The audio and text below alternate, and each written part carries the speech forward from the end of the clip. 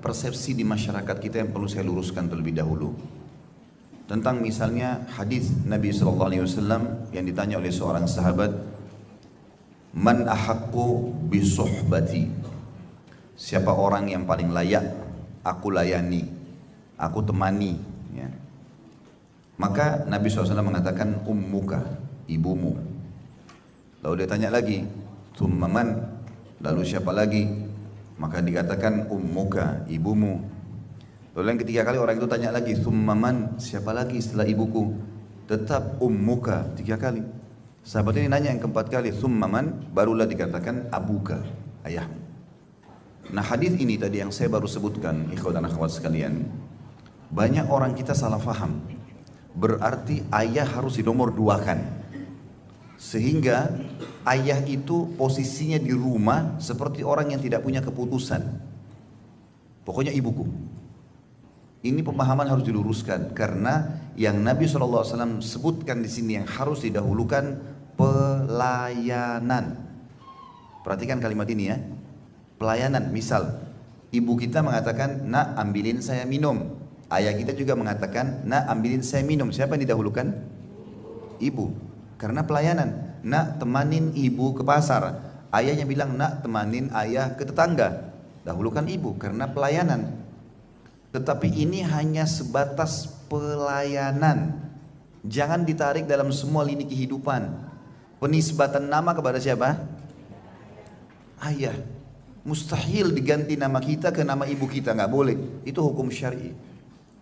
Sekarang kalau izin keluar rumah dari siapa? Ayah. Kalau mau menikah wanita, siapa yang jadi walinya?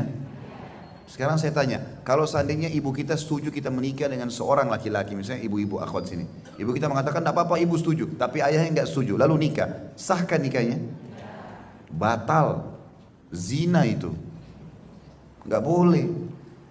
Nah berarti ada batasan yang kita harus paham, di mana kita dahulukan ibu. Pelayanan itu penting, ya.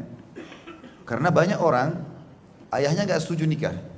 Lalu si calon anak mantu ini, karena dia tahu ini ayahnya nggak mau nih, lalu dia dekatin ibunya, calon mertua perempuannya, dikasihlah hadiah segala macam, lalu dia setuju, lalu dipaksa menikah. Ayahnya seperti nggak punya nilai, setuju nggak setuju terserah, buatlah acara. Percaya lisan saya pasti ribut rumah tangganya, kacau pasti.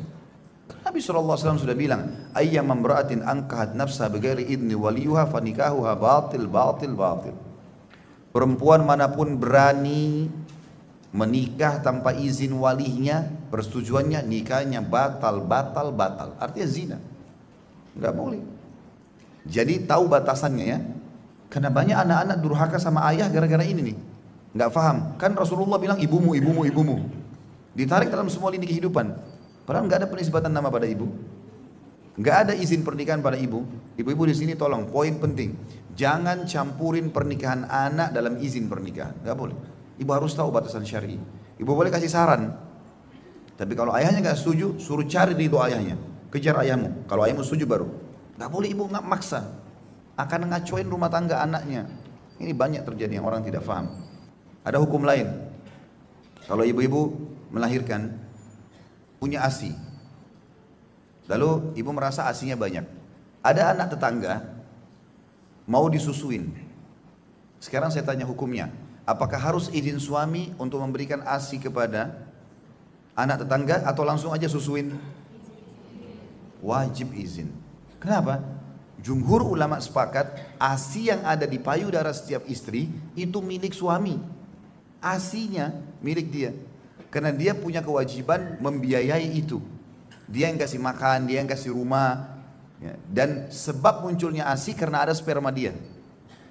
Nah ini semua rentetan hukum yang tidak boleh dilepas, ya. Sehingga kita pada saat berbakti pada kedua orang tua kita betul-betul berbakti maksimal karena faham poin-poin penting dalam masalah ini.